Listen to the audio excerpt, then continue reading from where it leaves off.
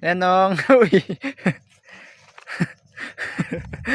Alright, ang ganda ng araw ngayon mga kaibigan. Oh. Ano pala kami, pumunta pala kami dito sa spot natin na ngayon. Yun oh. Dahil katapos lang namin mag-spear fishing. At yun, shout out sa nahiraman namin ng bangka. Grabing bilis pala ng bangkang ito. Kapsalay to Port Barton, babiyahe kami ng 5 oras sa sobrang bilis. Ito po yung ating mga huli. Pakita natin sa inyo mga kaibigan. Yun oh, sarap nito. Kauli pala ako ng 2 ilak. Oh, grabe ang lalaki. Siguro ang isa nito ay aabot ng 1 kilo. At yung itong isa naman na to ay kalahati. Or malapit mag kalahati. O sobra kalahati, mga 7 grams.